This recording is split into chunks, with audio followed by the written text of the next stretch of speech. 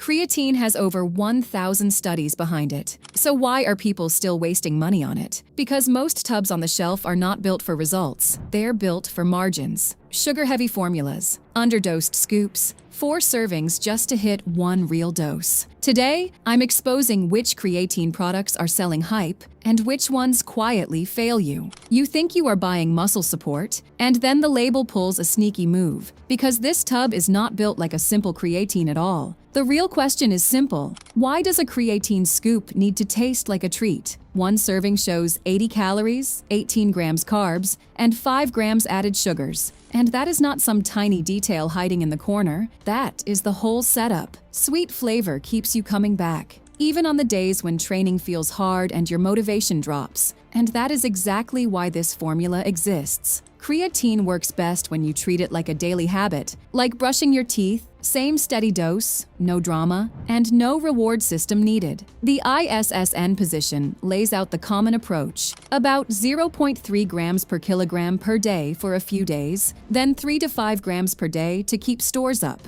So wrapping that simple routine in sugar makes the habit harder to keep clean. Ask yourself this straight: if you drink this every day, how much sugar stacks up in a month? And why pay for that when plain creatine can be 0 calories and still do the job? The label also pushes 8 grams creatine, which sounds big, but a bigger number can also mean a bigger chance of stomach problems once sweeteners and heavy flavor hit together. Then you see the scoop size, 33 grams scoop, and the math gets ugly fast, because most of what you pay for is not creatine. It is bulk filler. If your stomach flips, you might blame creatine, then quit. And that is the trap, because the real issue is everything wrapped around it. Keep that anger ready, because the next tub sells a science vibe while hiding a sugar-heavy ritual in plain sight. This one tries to win you with big, serious words, and then the label tells a totally different story, because the product is built to feel like a dessert drink with a creatine badge. You want creatine, but they want you locked into a sweet routine.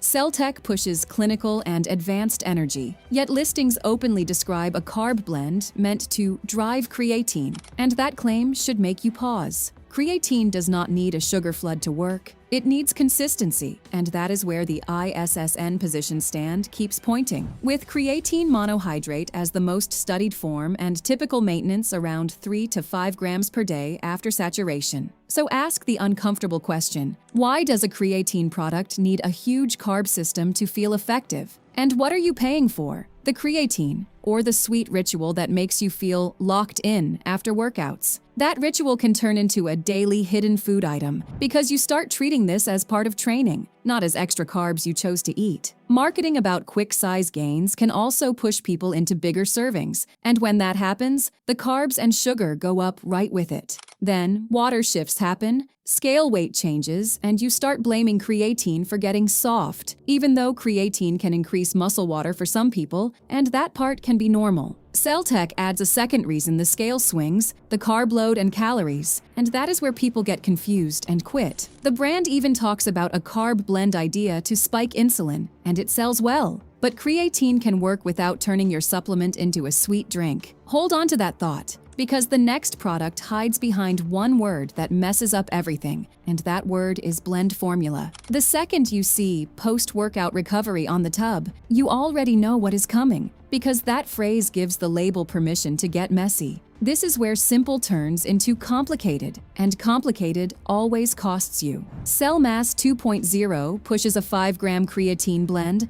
plus amino acids and other add-ins. And that word, blend, is the problem. You do not get the clean clarity of 5 grams creatine monohydrate. You get a mixed formula where the real performance value becomes harder to judge. And that matters when you are trying to follow a proven routine. The big question is easy: how much of that blend is the form with the strongest evidence? Major summaries keep putting creatine monohydrate at the center, and dosing guidance still circles around saturation, then maintenance. So when a company mixes forms and stacks extras, you lose the clean comparison that protects your wallet. This product also sells the complete system feeling, which makes people stop reading and stop thinking, because it feels safer to trust the brand than to measure the label. That is when stomach issues show up. Because more ingredients means more chances of irritation, especially for people sensitive to artificial flavors or big scoops. Then, creatine gets blamed again, even though the real problem is the kitchen sink formula. A clean creatine habit should feel easy. Small scoop, daily intake, simple powder, and done. Yet this turns it into a complicated drink that encourages skipping days when you do not feel like mixing it. One detail matters. The product is described as artificially flavored, and clean creatine does not need flavor at all. Stay close, because the next one turns the during workout idea into a straight sugar hit. This one acts like a performance drink, but the label reveals the real plan fast, because it behaves like liquid candy with a supplement costume. If you buy this for creatine, you are walking into a sugar routine you did not ask for. One serving lists 40 grams carbs and 39 grams sugars, and that number changes the whole story. That is not a little fuel, that is a sugar payload. And the obvious question is, why would creatine need to ride inside 39 grams of sugar? Creatine does not require a sugar flood. It works by building stores over time with steady intake, and guidance keeps coming back to consistency and saturation, not perfect timing tricks. Yet this product locks you into an intra-workout mindset, where missing the drink feels like missing the benefit. And that mindset kills consistency. Now the health angle gets real, because you are no longer dealing with creatine side effects, you are dealing with sugar behavior. Energy spikes, cravings, and the habit of needing something sweet to train can creep in quietly, and because it tastes like a treat, it becomes easier to justify using it again and again. There is also a sneaky effect that traps people. A sugary drink can make training feel better in the moment, so you credit creatine for the boost. Then you rebuy, thinking creatine works better this way, when the sugar rush did the short-term work. The brand discloses sugars coming from trehalose dextrose, which is a clean way to say engineered sweetness and quick carbs, and that is fine as a carb drink, but it is a weird way to sell creatine. Do not blink, because the next product flips to the opposite trick, and it underdoses creatine while shouting confidence. This product promises concentrated creatine, and that sounds powerful until you see the dose and pause, because the numbers do not match what most people expect. The trick here is not sugar, it is micro-dosing with a big voice. One serving delivers 750 milligrams creatine, HCl, plus 750 milligrams free acid, for a total of 1.5 grams creatine per serving, and that number is the entire controversy. Compare that to mainstream dosing guidance that often lands around 3 to 5 grams per day after saturation, and the question becomes sharp. How does 1.5 grams replace the usual range? This is why it belongs on the trash list, because it turns a simple routine into a special form story, while the daily amount sits below what many people aim for with classic creatine habits. That does not mean it never works for anyone. It means the product leans on marketing language to sell a smaller number. The side effects here are often mental, not physical. People take one scoop and assume they are covered. Then progress stays slow, and frustration builds. Then they blame themselves, or they chase random stacks, or they start buying stronger stimulants because they think creatine failed. And that is a painful cycle. If creatine is supposed to be your reliable base, the label should make dosing effortless, not mysterious. Creactor even positions itself as a micro-dose approach, and that is a sales angle,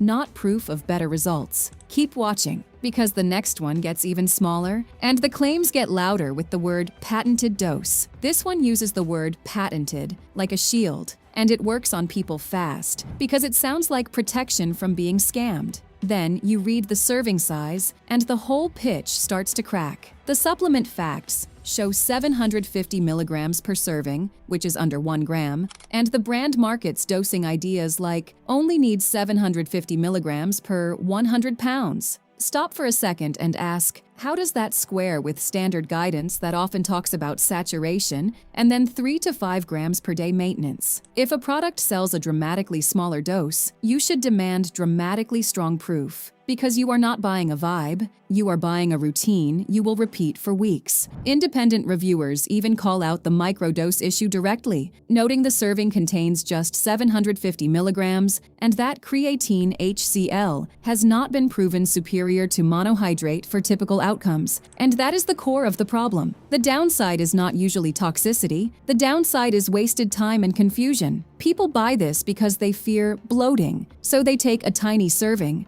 Then they never build consistent creatine stores. Then they jump to the next product. And that loop can run for years. Another trap shows up too. Microdose products can push people into multiple servings per day just to make it match what they think creatine should be. That raises the chance of stomach irritation. And now the routine feels annoying and expensive. Some listings mention NSF-certified branding, which can raise trust on purity, but it does not fix the central issue. The dose still stays tiny. Keep your guard up, because the next one sells chemistry magic with one phrase, pH corrected. This one tries to hook you with science-sounding talk, and the trap is simple. It makes you think the form matters more than the dose. You hear pH correct creatine, and you start expecting a shortcut. The serving size is 1.5 grams, providing 1,500 milligrams buffered creatine monohydrate, and that is the whole dose in one line. If the evidence-backed maintenance range often lands around 3 to 5 grams per day, the question is direct. How does 1.5 grams become the new standard? The product leans on the buffered story to justify a smaller number. And the marketing gets clever here. It takes real concerns, like stomach discomfort or water retention confusion, and offers a form that feels fixed. Yet, creatine monohydrate already has deep safety and performance literature, and the 2017 ISSN update calls creatine monohydrate the most effective form for increasing muscle creatine stores, with dosing patterns built around saturation and maintenance. So why sell pH talk as the main hook? Because chemistry talk sells better than the simple truth, which is steady daily intake. The downside again shows up through behavior. People take this, expect a dramatic difference, then they underdose or they hop products when results do not feel immediate. Creatine rarely feels immediate. It shows up when training volume and recovery stack over time. The company's own page locks the serving at 1.5 grams, so matching a 3-gram routine already means 2 scoops, and that tiny miracle story falls apart fast. Now brace yourself, because the next one admits the daily target, then forces you into 4 servings to reach it.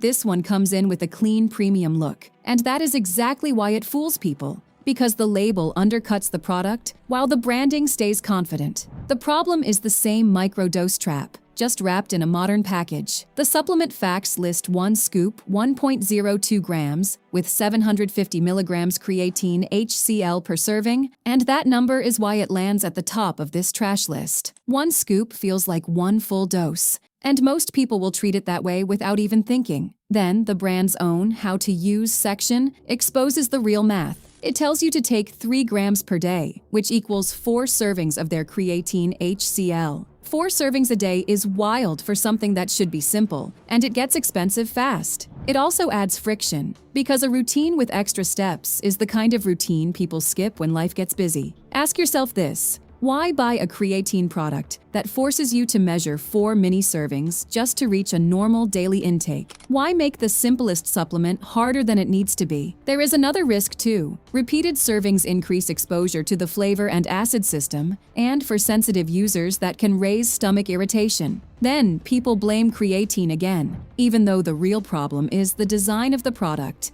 and the way it pushes people into tiny servings. That disconnect is exactly how people get fooled. 1 scoop feels complete, but the instructions say otherwise. If you are tired of games, keep going, because the next 2 picks drop the tricks and focus on a clean routine. You want one thing from creatine: trust and simplicity, and this is where that finally shows up without a sales circus. The big change starts with 2 words that actually mean something outside marketing: NSF certified. Thorne Creatine carries NSF certified for sport, which matters because you can verify it outside the brand's own hype. That certification exists because products get tested, and that helps reduce the label roulette problem that people run into with supplements. Now, the real value is practical. You stop arguing with the label, you stop chasing special forms, and you take creatine monohydrate in a steady daily dose that lines up with mainstream guidance. The ISSN position stand describes a proven approach. Saturate faster with about 0.3 grams per kilogram per day for a short period, then maintain with 3 to 5 grams per day.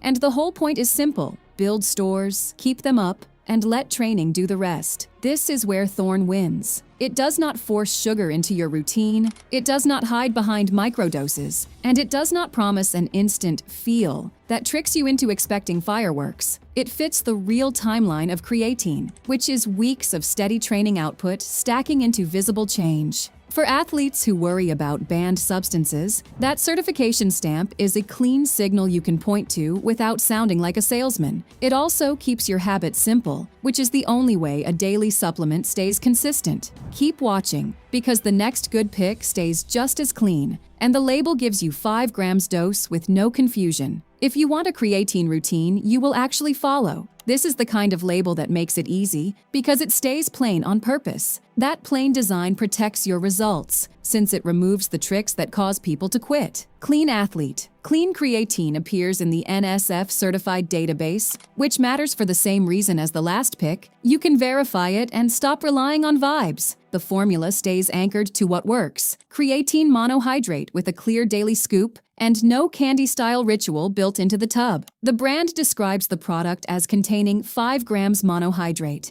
and that number lines up cleanly with the classic maintenance target used across creatine guidance. 1 scoop daily, and you are done, which sounds almost too simple, but that is the point. Creatine works best as a boring habit you keep. Now ask the question that flips everything. If creatine is one of the most researched supplements in sports nutrition, why do so many products work so hard to complicate it? The answer is simple: complexity sells, but consistent habits build results. This one sells the boring truth without forcing you into sugar floods or microdose math. There is also a quiet compliance win here. When a product stays unflavored and simple, it can fit into water, juice, or a shake without turning your daily routine into a candy craving. One more detail worth watching: the FDA's Dietary Supplement Labeling Guide sets strict rules for the Supplement Facts panel, so when brands hide behind blends and stories, the label is still where you demand clarity. You are about to spot trash fast, because once you learn to read dose and sugar, the marketing stops working on you.